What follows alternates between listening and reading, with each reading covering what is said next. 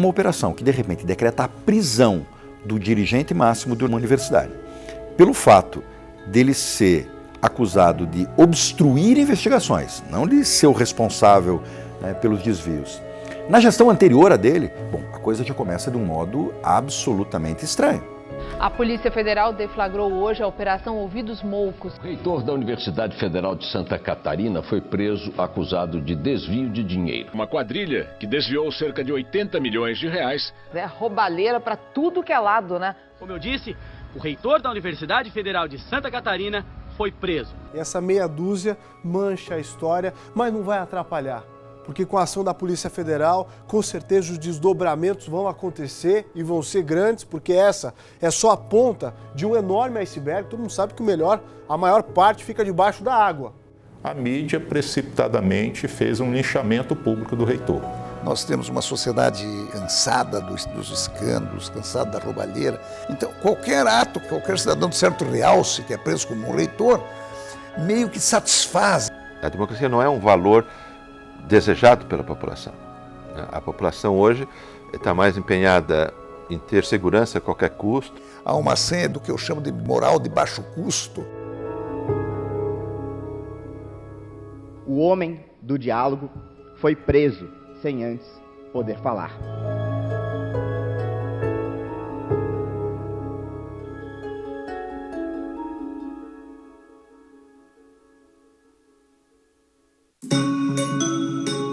Luiz Carlos Cancellier nasceu em Tubarão, no estado de Santa Catarina, em 1958.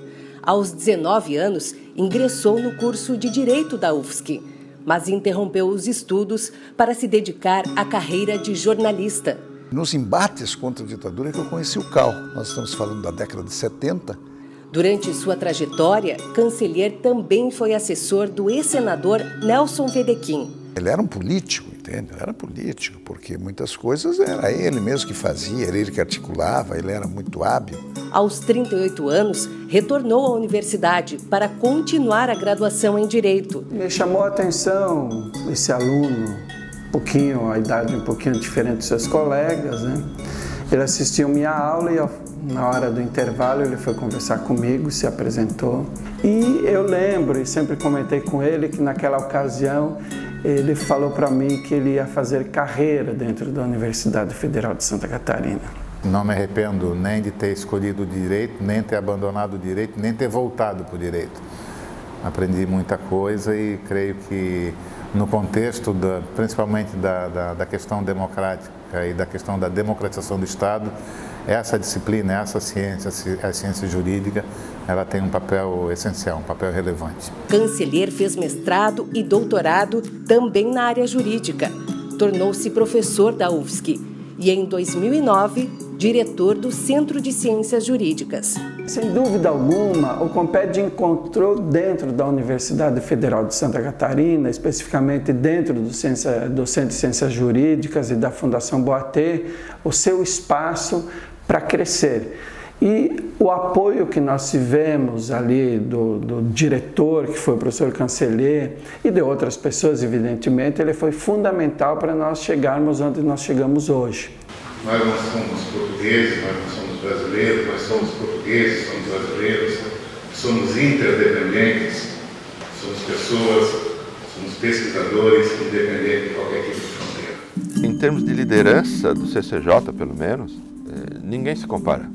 Apesar, muitas vezes, de haver conflito, o Cal ele tinha um estilo agradável, ou seja, não era um sujeito duro. Uma das coisas que chamava atenção era que as salas dele estavam sempre abertas. Até a esquerda mais ortodoxa, que sempre bate duro em todo mundo que não pensa igual a eles, o Cal atendia. Era propositivo, né? Isso é que fazia a diferença do Cal. Ele era um campeão do bom senso. Uma pessoa sempre muito cordial, aberta e colaboradora.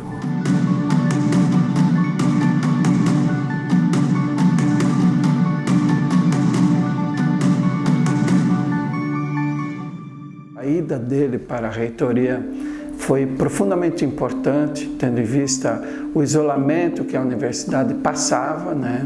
Ele mesmo disse, não, eu ganhei a eleição, entre outras razões, porque eu conheço o jogo eleitoral. Com paz e diálogo, a UFSC pode mais. Ele estava construindo um momento de estímulo aos pesquisadores que se afastaram.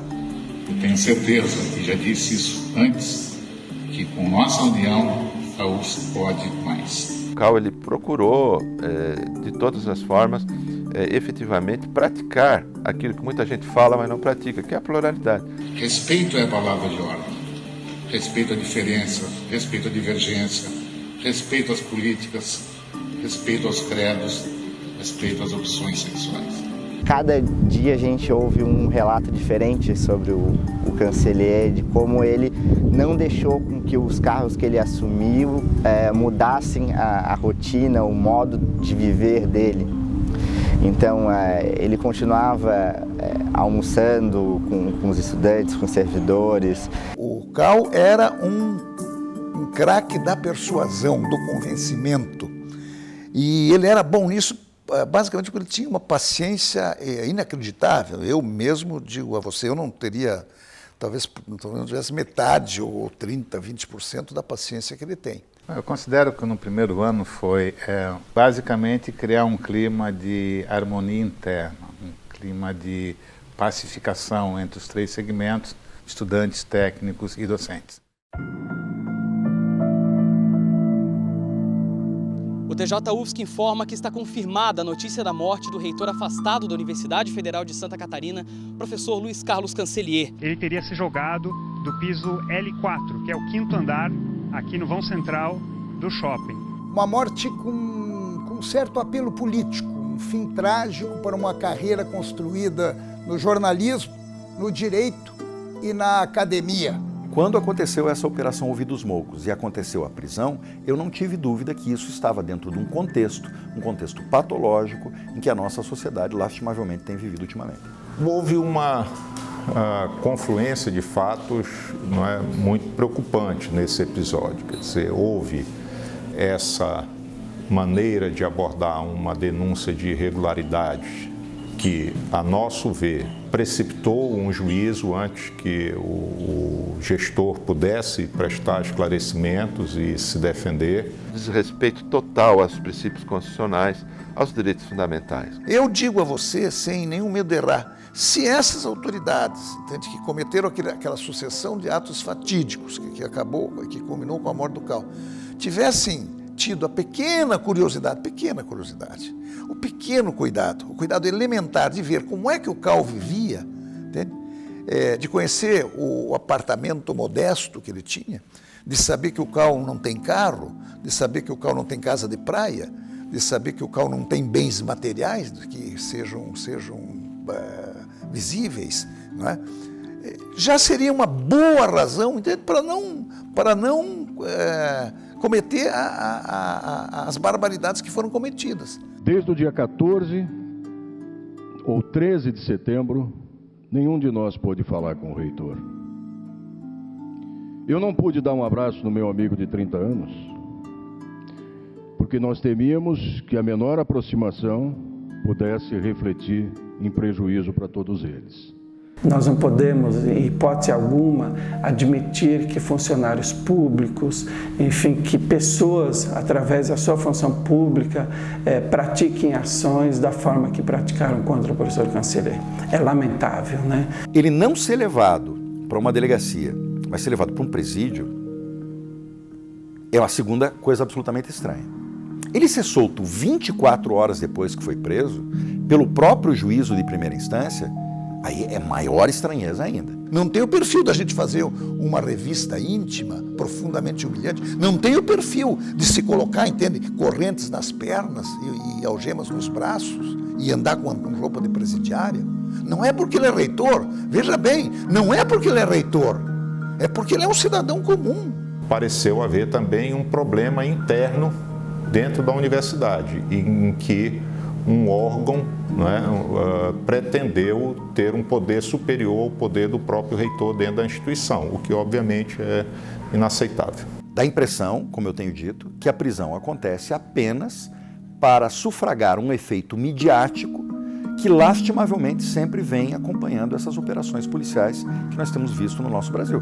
Que sirva também de reflexão aos demais, a mídia e as pessoas que divulgam e replicam notícias de maneira errada ou equivocada, com pré-julgamentos, sem a presunção da inocência.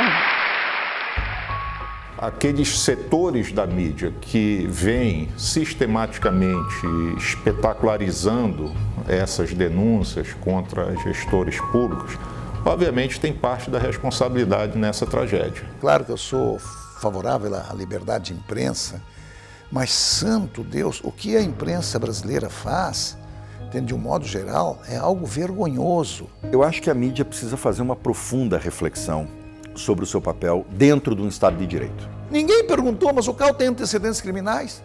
Não era cabível, entende, o jornalista perguntar? Quando se transforma a imprensa em algo que se regozija apenas em ser uma imprensa policial, é porque também, no papel da mídia, algo precisa ser repensado. A primeira coisa é o seguinte, eles aceitam a versão da autoridade. É como se aquela palavra fosse sagrada, quando, na verdade, o cidadão consciente, entende? A primeira coisa que ele tem que fazer quando fala a autoridade é duvidar. Também, ao mesmo tempo em que há uma campanha na mídia contra as universidades públicas, uma tentativa de desqualificar perante a opinião pública o trabalho das universidades. Num contexto moralista e policialesco como esse que nós estamos, a mídia deveria desempenhar um papel crítico, de curadora dos nossos direitos, do direito dos cidadãos. Tudo vai meio numa espécie de oba-oba, compreende? E numa mediocrização, entende, das profissões, das atividades. É ruim.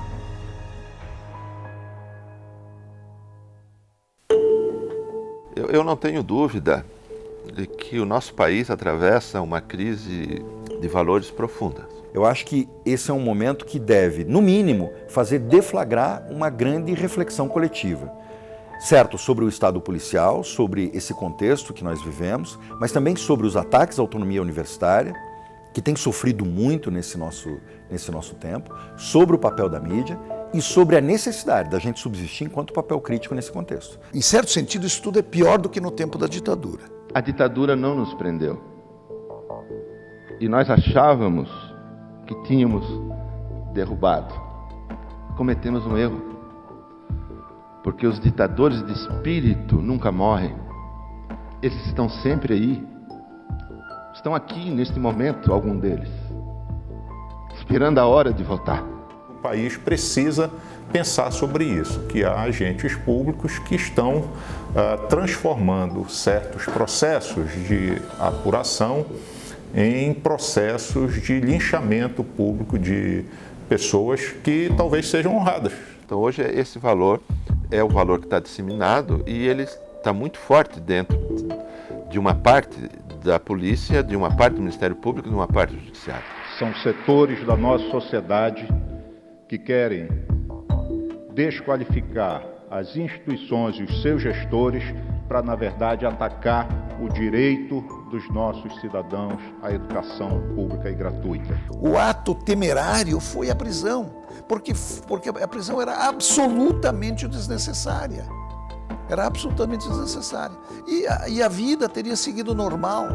E nós teríamos o Cal ainda com o mesmo entusiasmo, com a mesma capacidade de trabalho, com o mesmo engajamento. Ele buscava articular a questão do direito e a literatura, né? Porque o direito e a literatura, a pergunta que eu sempre fazia para ele, justamente para tentar fazer com que o direito fosse mais flexível, menos duro e menos frio.